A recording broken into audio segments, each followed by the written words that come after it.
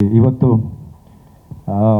ಸಂಜೆ ಇಲ್ಲಿಗೆ ಬರೋದಕ್ಕೆ ನಾನು ಅಪ್ಪ ಅಮ್ಮನ ಜೊತೆ ಕೂತ್ಕೊಂಡು ಟೀ ಕುಡಿತಾ ಟಿ ವಿ ನೋಡ್ಬೇಕಾದ್ರೆ ನಮ್ಮ ಚಂದನ ವಾಹಿನಿಯಲ್ಲಿ ಡಾಕ್ಟರ್ ರಾಜ್ಕುಮಾರ್ ಅವ್ರ ಇಂಟರ್ವ್ಯೂ ಬರ್ತಾ ಇತ್ತು. ಹಳೆಯ ಇಂಟರ್ವ್ಯೂ, ಅದನ್ನು ರೀಪ್ಲೈ ಮಾಡಿದ್ರು. ಸೊ ಅದರಲ್ಲಿ ಅವ್ರು ಕಾಂಪೇರ್ ಕೇಳಿದ್ರು, ಸರ್ ಇಷ್ಟೊಂದು ಒಳ್ಳೊಳ್ಳೆ ಸಿನಿಮಾಗಳು ನಿಮಗೆ ಸಿಕ್ಕಿದ್ದಾದರೂ ಹೇಗೆ ಅಂತ. ಅವ್ರು ಹೇಳಿದ್ದು ಒಂದೇ ಮಾತು, ನನ್ನ ಮೇಲೆ ನಂಬಿಕೆ ಇಟ್ಟಂಥ ನನ್ನ ನಿರ್ಮಾಪಕ ಮತ್ತು ನನ್ನ ನಿರ್ದೇಶಕರು, ಅವರಿಂದ ನನಗೆ ಆ ಸಿನಿಮಾಗಳು ಬಂದು ಅದರಿಂದ ನಾನು ಡಾಕ್ಟರ್ ರಾಜ್ಕುಮಾರ್ ಆದೆ ಅಂತ, ಅಂದರೆ ರಾಜಕುಮಾರನಾದೆ ಅಂತ ಅವ್ರು ಹೇಳ್ಕೊಂಡ್ರು. ಸೊ ಹಾಗೆ ನಾನು ಇವತ್ತು ನಮ್ಮ ನಿರ್ಮಾಪಕರಿಗೆ, ನಮ್ಮ ನಿರ್ದೇಶಕರಿಗೆ ತುಂಬ ಧನ್ಯವಾದಗಳನ್ನ ತಿಳಿಸ್ತೀನಿ.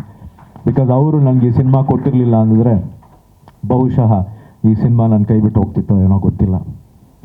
ಸೊ ಸಿನಿಮಾ ಹೇಗೆ ಬಂತು ಅಂದರೆ ನಮ್ಮ ಕಿಶೋರ್ ಅವರು ನನಗೆ, ನೀವು ನಂಬ್ತಿರೋ ಬಿಡ್ತಿರೋ, ನನ್ನನ್ನು ಬಿಡಲೇ ಇಲ್ಲ ಅವರು. ಸರ್ ಒಂದ್ಸರಿ ಕತೆ ಕೇಳಿ ಅಂದರು. ಸರಿ ಬಂದು ಕತೆ ಕೇಳಿ ಅಂದ್ರೆ, ಇಲ್ಲ ಸರ್ ಸಿನಿಮಾ ತೋರಿಸ್ತೀನಿ ಅಂದರು. ಸಿನಿಮಾನ ಹೆಂಗೆ ತೋರಿಸ್ತೀರಾ ಅಂದೆ. ತೋರಿಸ್ತೀನಿ ಸರ್, ಅದು ಆ್ಯನಿಮೇಷನ್ ಮಾಡಿದ್ದೀನಿ, ತೋರಿಸ್ತೀನಿ ಅಂದೆ. ಸೊ ಸರಿ ಒಂದ್ಸರಿ ಬನ್ನಿ ನೋಡೋಣ ಅಂತ ಹೇಳಿದಾಗ ನಮ್ಮ ಮಂಜಣ್ಣನ ಆಫೀಸಲ್ಲಿ ಟೆರರ್ ಚಿತ್ರದ ಏನೋ ಮಾತುಕತೆ ಮಾಡ್ತಾ ಕೂತಿದ್ವಿ. ಅಲ್ಲಿ ಬಂದು ನನಗೆ ಇಡೀ ಸಿನಿಮಾವನ್ನು ತೋರಿಸಿದ್ರು. ಆ ಸಿನಿಮಾ ನೋಡಿದಾಗಲೇ ನಾನು ಅಷ್ಟು ಇಂಪ್ರೆಸ್ ಆಗ್ಬಿಟ್ಟಿದ್ದೆ. ಎಷ್ಟು ಚೆನ್ನಾಗಿ ಆ ಆ್ಯನಿಮೇಷನ್ನ ಮಾಡಿದ್ರು ಅಂದರೆ it was very gripping. So ಇದು ಸಿನಿಮಾ ಆದಾಗ ಇನ್ನೂ ಚೆನ್ನಾಗಾಗುತ್ತೆ ಅಂತ ಅನಿಸಿ ಕೊನೆಗೆ ಅವರು ಒಂದು ಮಾತು ಹೇಳಿದ್ರು ನನಗೆ, sir it will be one of the best films in your career ಅಂತ ಹೇಳಿದ್ರು. ಅದು ಬಹುಶಃ ನಾನು ಸಿನಿಮಾ ನೋಡಿದ್ಮೇಲೆ ನಾವು ರಫ್ ಕಾಪಿ ನೋಡಿದಾಗ ಅದು ಅನ್ನಿಸ್ತು, I think it will be another feather in my cap. ಯಾಕೆಂದರೆ ತುಂಬ ನನ್ನ ಸಿನಿಮಾ ಅಂತ ಹೇಳ್ತಾ ಇಲ್ಲ, ಹಾನೆಸ್ಟಾಗಿ ಹೇಳ್ತಾ ಇದ್ದೀನಿ. ಒಂದು ಒಳ್ಳೆ ಕತೆ, ಆಮೇಲೆ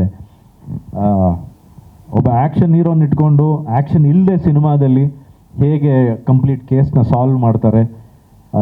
I play a police officer ಈ ಸಿನಿಮಾದಲ್ಲಿ.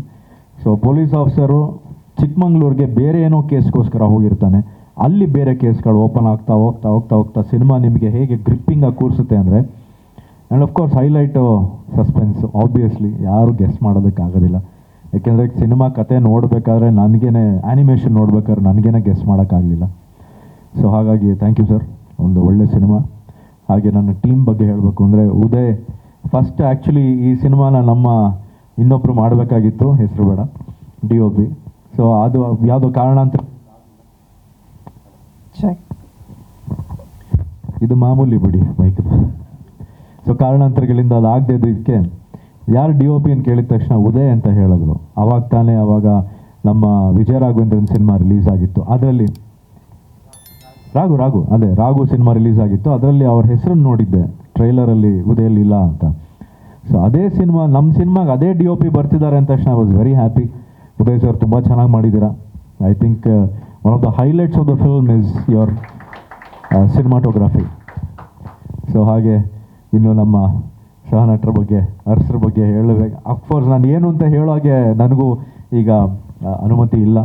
ಸುಬ್ಬಲಕ್ಷ್ಮಿ ಅವರಾಗಿರ್ಬೋದು, ಪ್ರತಿಯೊಬ್ಬರು, ಆ್ಯಂಡ್ ಸ್ಪೆಷಲ್ ಮೆನ್ಷನ್ ಟು ನನ್ನ ನಾಯಕ ನಟಿ ರಂಜನಿ ಅವ್ರಿಗೆ. ಅವರೇ ಹೇಳಿದ್ರಲ್ಲ, ನಾನು ಹೇಳ್ತಾ ಇದ್ದೀನಿ, ಈ ಸಿನಿಮಾ ಆದಮೇಲೆ ಬಹುಶಃ ಐ ಥಿಂಕ್ ಭಾಳಷ್ಟು ಜನ ನಿರ್ದೇಶಕರು, ನಿರ್ಮಾಪಕರು ಲೇಡೀಸ್ ಓರಿಯೆಂಟೆಡ್ ಸಿನಿಮಾ, ಈಗ ನಾವು ಬಾಲಿವುಡಲ್ಲಿ, ತಮಿಳಲ್ಲಿ, ತೆಲುಗಲ್ಲೆಲ್ಲ ಹೇಗೆ ನೋಡ್ತೀವಿ, ಆ ಥರ ಕನ್ನಡದಲ್ಲಿ ಬಹುಶಃ ಅವರಿಂದ ಸ್ಟಾರ್ಟ್ ಆಗುತ್ತೆ ಅಂತ ನನಗೆ ಅನಿಸ್ತಾ ಇದೆ. No, because she has performed really.